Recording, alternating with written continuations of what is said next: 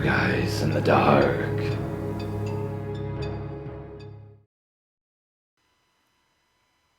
Around 12 years ago, I was working at a small company's headquarters for security in New York. My partner had called in sick, so I had to work from midnight to 6 o'clock in the morning all by myself. Now, normally this wouldn't be a problem. I just had to sit in the back room, watch the cameras, and once in a while head out for a sweep. Nothing to do, right?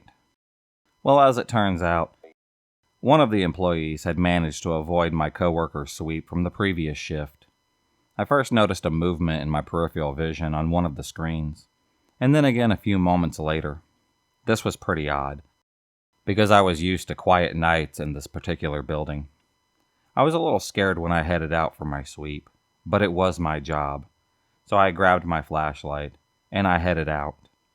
I started to begin my sweep in the big hallway, and right as I had entered, I saw a flash of movement at the end of it. At this point, I was pretty freaked out. I stood there for a minute or so, looked into the semi-darkness, not sure of what I should do. The decision was taken out of my hands, however, as I had heard gunshot sounds down the hallway. And what was the scariest moment of my life? I walked down that hallway to investigate. I had reached the end, and saw to my left that the president's office light was on. Slowly I approached that door, creaked it open. I was scared shitless at this point. What I saw will forever haunt me. The man had taken a seat in that president's chair, shot himself in the head with a pistol, splattered blood and brains all over the floor and the wall. Apparently this guy was having problems at his house, and because the president was supposedly a total asshole to him, he decided to just shoot himself and scare the crap out of the president at the same time. In any case, I threw up quite a few times. I called the police. I got the next 2 weeks off. I still have nightmares about it sometimes. I had worked night audit at this semi-nice hotel next to the airport.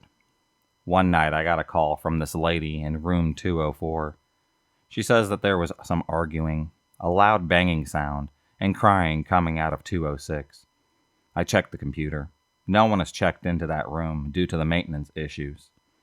I called my supervisor to see what to do. She tells me to call on-site security, then follow them up with a key. But I decided to be the bigger man and go up there anyways. As we get off that elevator, we can hear the crying. It's pretty loud. My heart starts racing as we near that door. I hand the key over to the security guard. The next 5 minutes seem to happen in slow motion. He opens up the door, immediately flicks on the light. Keep in mind that room 206 is right there on the second floor. Only door in was by me, and this was like 3 a.m., possibly 4, and there was no one around. As we enter the room, the shower happens to be on. Steam is coming out from underneath the door. There's one lamp on in the room. It's really cold, and there is a lady in a red lacy bra, black panties, with red hair curled up, crying on the bed. She was facing away from us. As Frank, our security guard, approached her, he asked if everything was okay with her. She sort of just stopped crying, rolled over. When she did, a wave of horror came over me.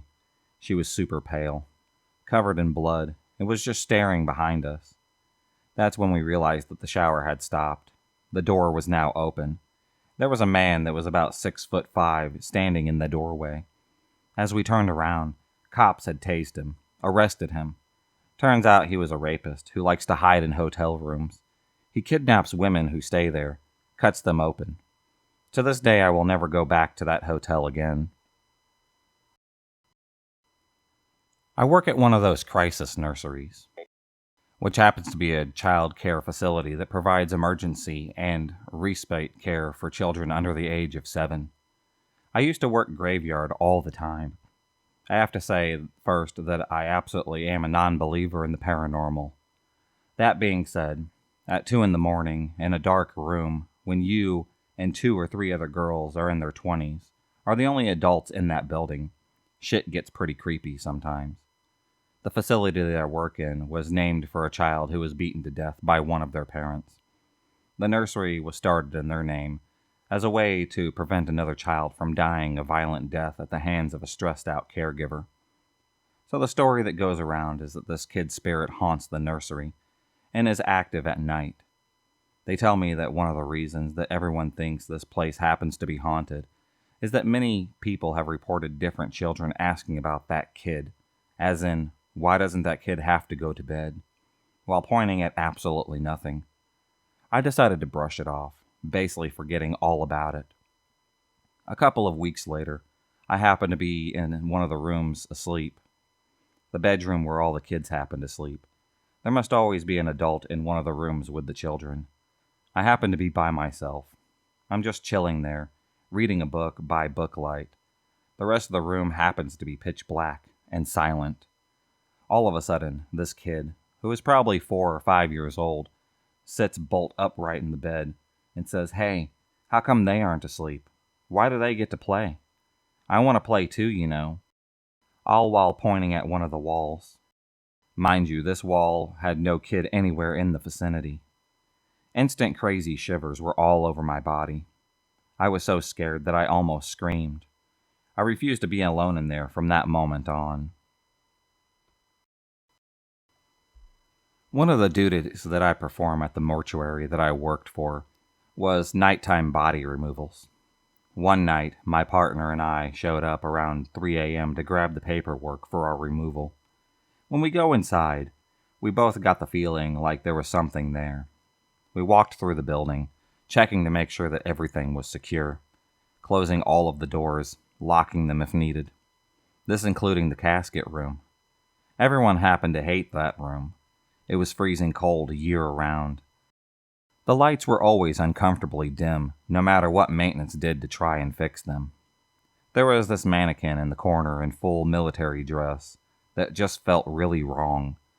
The only people who really weren't bothered by that room was a cemetery sales staff, and that's only because they had no souls. That's a joke that we like to say around the building. So my partner and I don't find anyone. We lock everything up, head out. We get back about an hour later, get our new guest logged in, decide to go get a cup of coffee right before leaving. He and I walk towards the kitchen, only to find that the casket room door open was about 3 feet. It's almost pitch black in there. I can barely make out the red in the uniform of the mannequin. It shouldn't be that close to the door. My partner and I happened to freeze for a moment. Then I grabbed his wrist. We backed up a little bit into the kitchen and straight out into the back door. It honestly felt like if we had gotten too close to that casket room door, something bad would probably happen. Neither of us would ever go near that room ever again, even during the daytime. I would spend time alone in the prep room or the crematorium with no problem. So I'm really not easily spooked, but there definitely was something wrong with that room, and I really have no clue what it would be.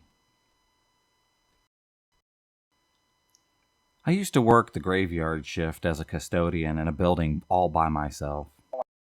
Now, when I started, I was told that the building was pretty weird, that I should stay on my toes at all times.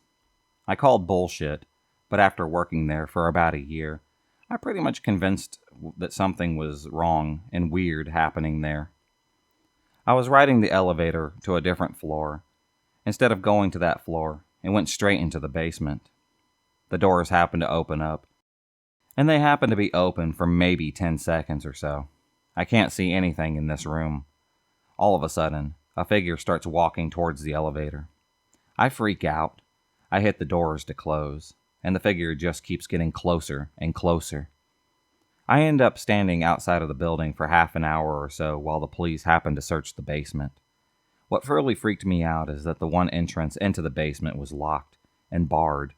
They didn't find anyone down there after searching everywhere. If you enjoyed this video, please subscribe, like, and hit the bell for notifications on future videos and become a stalker of the night. And I'll see you next time.